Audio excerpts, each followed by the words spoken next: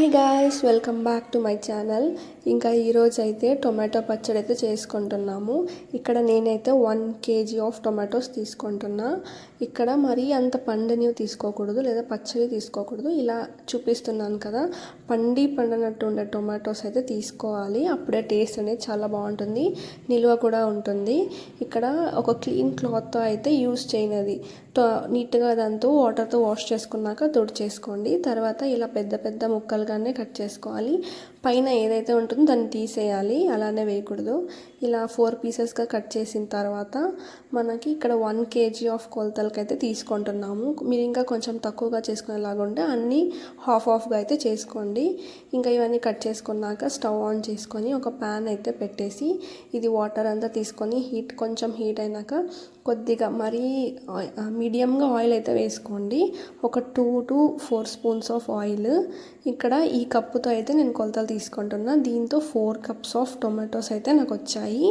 తర్వాత కలపడానికి ఏదైతే దాన్ని కూడా ఒక క్లీన్ క్లాత్తో అయితే తుడిచేసుకున్న తర్వాత ఇంకా కలుపుకొనేసి ఒక 2 స్పూన్స్ ఆఫ్ పసుపు అయితే వేసుకుంటున్నా. నాకు కొంచెం ఎల్లోగా ఉంటే ఇష్టము, అందుకు. ఇంకా ఇక్కడైతే రాళ్ళుప్పు అయితే ఒక 2 స్పూన్స్ అయితే వేసుకుంటున్నా. మరి మనకు సరిపోకుండా ఉంటే సాల్ట్ కొంచెం అడ్జస్ట్ చేసుకోవచ్చు. ఇంకా కలుపుకొని ప్లేట్ పెట్టేశాక ఇంత సైజు చింతపండు అయితే చాలండి, ఆల్రెడీ టొమాటో పులుపే కదా. ఇంకా తర్వాత ఇటు సైడ్ అయితే మళ్ళీ ప్యాన్ పెట్టేసి ఇది కొంచెం హీట్ అయినాక ఒక 3 స్పూన్స్ ఆఫ్ మెంతులు అయితే వేస్తున్నా. దీనికి డబల్గా అయితే మనం ఆవాలు అయితే వేసుకోవాలి, అప్పుడు టేస్ట్ బాగుంటుంది. ఇవి రెండే మనకు మెయిన్ ఇంగ్రీడియంట్ నిల్వ ఉండడానికి. తర్వాత ఇంక ఇవన్నీ ఒక మీడియం ఫ్లేమ్లో అయితే 2 minutes, లో ఫ్లేమ్లో అయితే ఒక 4 minutes అలా వేయించుకొని కొంచెం రెడ్గా వచ్చేదాకా వేయించుకొని ఒక ప్లేట్లోకి తీసుకొని చల్లారిన తర్వాత మిక్సీ పట్టేసుకోవాలి. దీన్ని ఇలా చూపించాను కదా, మెంతులు ఇలా దోరగా వేయించుకున్నాక ఇలా ప్లేట్లోకి తీసుకొనేసేయండి. తర్వాత అప్పుడప్పుడు ఇక్కడ కలుపుకుంటూ ఉంటుంది. చూసారు కదా, ఇక్కడ 50% అయితే ఉడికిపోయింది. ఇంకా తర్వాత ఈ సైడ్ అయితే రైస్కి అయితే పెట్టేస్తున్నాను. పచ్చడి చేసామంటే ఇంకా బెస్ట్ కాంబినేషన్ అంటే రైసే కదా. ఇంకా తర్వాత ఇక్కడ 50% ఉడికిపోయింది. నెక్స్ట్ మిక్సీ జార్ కూడా ఏది వాటర్లో అయితే తగలకూడదు, క్లీన్ చేసుకొని ఎండలో అయితే ఒక 2 minutes పెట్టేశాను. ఇంకా ఇదైతే మిక్సీ పట్టేసా. ఇలా చిన్నగా ఒక పౌడర్ లాగా అయిపోయింది, ఫైన్ పౌడర్ లాగా. తర్వాత ఇక్కడ ఒక 4 స్పూన్స్ ఆఫ్ కారం అయితే వేస్తున్నాం. మేమైతే కొంచెం కారం బాగానే తింటాం, మీరు కొంచెం తగ్గించి వేసుకోండి. ఇంకా 2 స్పూన్స్ అయితే ఆవాల పొడి అయితే పట్టించాం కదా, దాన్ని వేసుకున్నా. ఇక్కడ చూసారా, 2 వేసేసాక ఆయిల్ అయితే పైనకి వస్తుంది, అంటే కొంచెం ఉడుకుతూ వచ్చిందంటే దగ్గర పడింది. 80% అయితే ఉడికిపోయింది. ఇంకా స్టవ్ ఆఫ్ చేసేసి ఇంకా పక్కనకైతే దించేసుకున్నాము. చూసారు కదా ఎంత పర్ఫెక్ట్గా అయితే వచ్చిందో, ఎక్కడ టొమాటో అయితే లేదు. ఇంకా దీన్ని ఫ్యాన్కి అయితే పెట్టేసి చల్లారనివ్వాలి.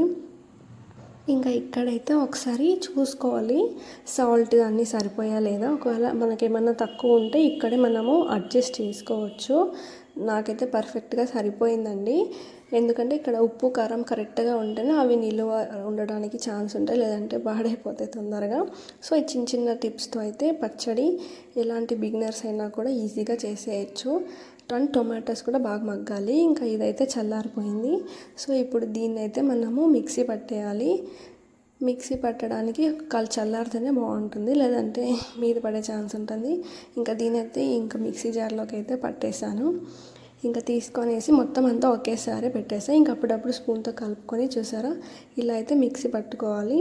ఆల్మోస్ట్ టొమాటో చట్నీ లాగా కనిపిస్తుంది మనకు, అలా అంతా వచ్చేలాగా మిక్సీ పట్టేసుకొని తర్వాత ఇంకా దీన్ని అయితే ఇంకా సైడ్కి పెట్టేసేయండి. టేస్ట్ అయితే చూసుకోండి. ఇక్కడ కూడా మనం మిక్సీ జార్లో కూడా సాల్ట్ కావాలంటే యాడ్ చేసుకోవచ్చు. ఇంకా తర్వాత అయితే స్టవ్ అంటించేసి ఇంకొకసారి సేమ్ యూస్ చేసిన ప్యానే పెట్టేసి కొంచెం ఆయిల్ ఎక్కువ వేసుకోండి. అంటే ఒక గరిటెలాగా ఒక 2 గరిటెలు అయితే మనం ఆయిల్ వేసుకోవాలి, చూసుకొని వేసుకోండి. తర్వాత ఇక్కడ ఆవాలు అయితే ఒక 1 స్పూను, జీలకర్ర 1/2 స్పూను, శనగబ్యాలు ఇలా చూపించినంతగా ఒక 3 ఎండుమిర్చి అన్నీ ఇలా తుంచేసి వేసుకొని ఇంకా 10 నుంచి ఒక 12 దాకా వెల్లుల్లి, తర్వాత మిక్సీ పట్టిన టొమాటో పచ్చడి అయితే వేసేసుకున్నాం. మొత్తం అంతా ఒకసారి కలియబెట్టుకొనేసి ఆయిల్లో ఇంకొక 2 minutes అలానే ఉంచేయండి. ఇంకా అప్పుడప్పుడు ప్లేట్ తీసి ఇలా చూడండి, ఎందుకంటే మాడిపోయేదానికి ఛాన్సెస్ ఉంటాయి. ఇంతవరకు చేసింది మళ్ళీ మాడిన స్మెల్ వస్తే బాగోదు కదా. తర్వాత ఇంకా ఇక్కడ చూసారా, కంప్లీట్గా పచ్చడి అయితే రెడీ అయిపోయింది. ఇలా పచ్చడి ఇలా ఆయిల్లో కలిసి ఇట్లా విడివిడిగా కనిపిస్తుంది కదా, అప్పుడే మనకి కంప్లీట్గా కుక్ అయినట్టు. ఇంకా చూడి ఆయిల్ కూడా కంప్లీట్గా దాంట్లోకి అయితే కలిసిపోయిందండి, పర్ఫెక్ట్గా అయితే వచ్చింది. ఇంకా మీరు కూడా ఇలా చిన్న చిన్న టిప్స్తో అయితే పర్ఫెక్ట్గా చేసుకోండి.